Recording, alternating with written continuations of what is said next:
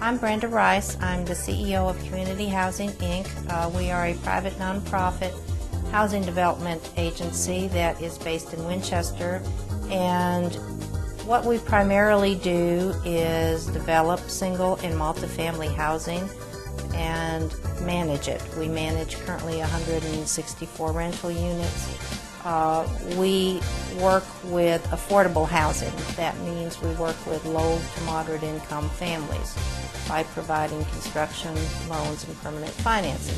The Mount Sterling project is innovative because, while not a brand new, totally original idea, we're going about it in a systemic way. We're approaching it as an ongoing project instead of hit and miss. We are not relying on any kind of federal or state assistance. We're using resources that are available locally.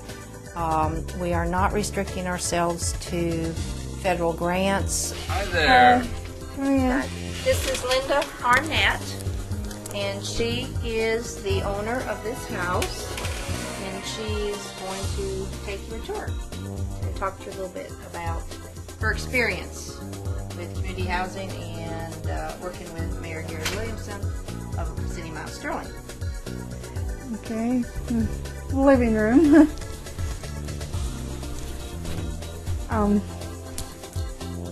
Bedroom. 3-bedroom house.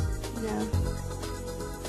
Community housing has really been a partner in my endeavor to clean up this area, and we have a pretty good track record of changing neighborhoods into areas that are single home family ownership, and that's basically what we're striving to do in Mount Sterling. My bathroom. I saw a great need in my community, and one that we had an area of town that had at least 18 houses that were abandoned structures.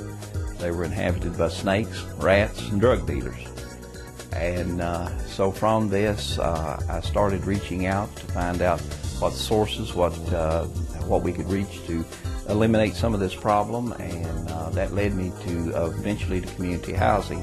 They have come in and have assisted us in every way in building the homes, getting people with moderate to low income in new homes, first-time homeowners.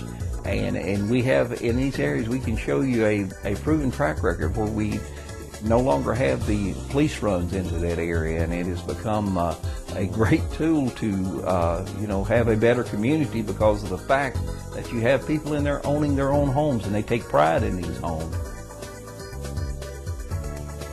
The thing that we're finding in the neighborhood, it's welcomed, and it's really welcomed with open arms. And the simple fact that I think at this time there's like 44 people on the list waiting for homes. And so the demand is there. I find a lot of enthusiasm in the neighborhood itself, and other areas of town have already started asking about this, well, when can you get this house on my street? Families that have grown up in this neighborhood or had grandparents or parents or aunts that lived in the neighborhood would like to come back.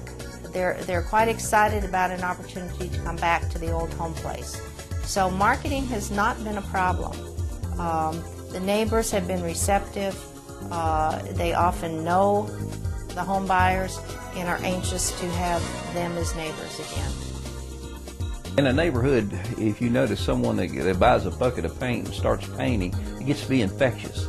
And if the neighbor starts painting, then all of a sudden people start cleaning up on the street. So basically, this is what this does. When we see a house built there and a new house goes in, then all of a sudden you start seeing people that want to make their property look better and want to take pride. And the simple fact that the kids can play in the streets again or can play in the neighborhood and feel safe because the people that were hanging around the old abandoned structures no longer have a reason to be there. It was really bad. The house was actually pulling from each other, pulling from the things. I was waiting any day to come home and just see it either laid over that way or laid over this way. everybody's always, you know, telling me about my house. Everybody that comes across the street, they would ask her, and I think well, one of them did. They actually cried for me. She was so tickled.